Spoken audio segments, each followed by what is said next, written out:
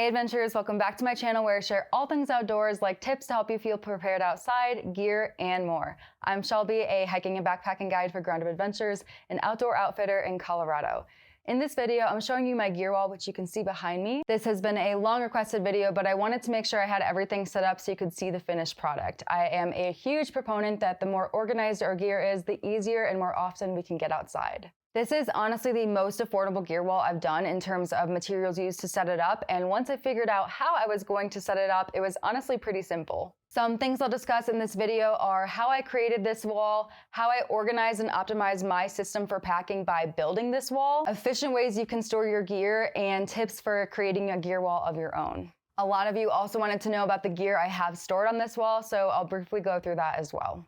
I know I'm going to get asked why I have so much gear on this wall, and that's because it's not necessarily all mine. Like, yes, I own it and paid for it, but I operate and own an outdoor outfitter, and this is essentially all of my gear for those guided trips. I've done a ton of research on the best gear for the most affordable price, so if you have any questions on this gear behind me or any other gear, feel free to reach out because I've probably looked into it. All right, so first off, how I did it. This wall is honestly really simple, consisting of 3 Rubbermaid shelves that I picked up from my local Ace Hardware, a shoe rack, wire shelf, and wooden IKEA shelf I've had for years, and some hanging materials I had from the gear wall in my last rental that I ordered from Uline. Oh, and a ton of hangers that I stole from our closets. The theme here is to look around and see what you already have lying around your house. Are there shelves that aren't in use? Are there things that you can move around to free up storage room? Always do that before you look into buying new items. To set it up, I drew out a general plan for what I wanted, measured my studs on the wall, and marked the spots I needed to drill holes for the shelves, and then I screwed it all in. The measuring definitely took the longest because I realized that my studs aren't distanced properly, and then of course when it came time to drill, I ran into problems and had to adjust my plan, which I'll talk a bit about later. And then it was time to organize and hang my gear. Organization is kind of my jam, so it was really fun to do this project and see everything come together and actually figure out how I wanted to optimize this whole system. A lot of you wanted to know how I organized it, so let's get into it. You could organize by system, length of trip. I chose to organize by type of trip, and then I set this up in a way that was going to be the best way to pack for me, optimizing my system for packing. I kind of created a little assembly line on my wall, so when it comes time to pack up bags for my trip, I just work my way down and grab items I need.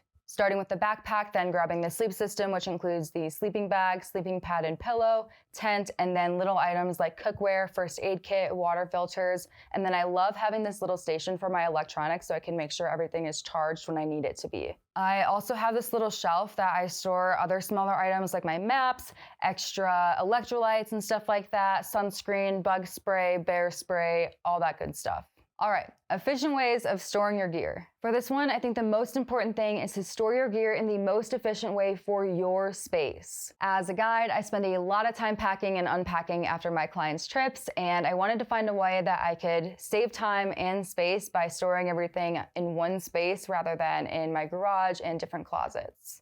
And then something that can really help is doing an inventory of the gear you want to have on your wall and set up a blueprint, if you will, on how you want to set it up. I'm a huge fan of organization, so I like to keep bins of separate items like my dry bins, water filters, cook equipment, and even my dog's gear has its own bin. I also have extra items for my clients that I like to store, like headlamps, facilitary kits, and food koozies. You also want to store your gear in a way that's going to help maintain and take care of it. For example, you would never want to store your sleeping bag in a compression sack, rather in a large stuff sack, hanging up like I have here, or by the hanging loops at the bottom, depending on your space. Someone did ask if there is a trick for storing food canisters because theirs always seem to leak. I always store mine like this and I've never had a problem with leaking. I think the main thing is to make sure that the cap is on and it's stored at the appropriate temperature. I'm also curious if that person stored their canisters indoors or outdoors. I typically like to store mine indoors. The last thing I'll mention on this topic is to make the most of your space. I had a whole wall and I wanted to use as much of it as I could do safely within reach. I still wanted to be able to reach everything on a step stool while fitting as much as I could on there without overcrowding the wall. All right, let's talk gear items. As I go through these, feel free to let me know if you have any questions, as I won't go into too much detail on each item. I know the main thing everyone is wondering about is all the backpacks. I have such a wide collection of packs here with everything from trail running vests to small day packs to large 35+ liter day packs to Backpacking packs. Majority of these backpacks are from REI, Osprey, and Gregory. However, I have a link to my most used gear items you can check out in the description below.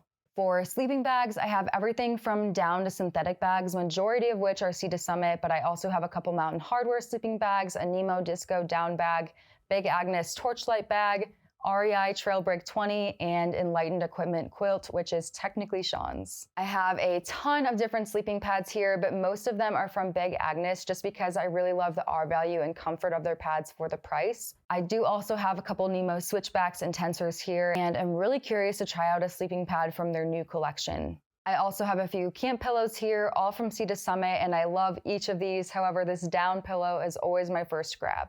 Working our way up is my Camp Cuck equipment, and I actually have a whole video breaking this down coming soon, so I won't get too detailed here, but majority of these items are used for when I'm guiding group backpacking trips, which you can learn more about in the description as well. And then I use these crates and different storage containers to keep smaller items organized, like my water filters and reservoirs, first aid materials and maps, and dry bags. So now it's your turn. Here are some tips for setting up a gear wall of your own. I already mentioned this one, but I want to stress it again. Have an idea of how you want to set your gear wall up and what you want it to look like, what you want to put on the wall and where before you go to actually set it up.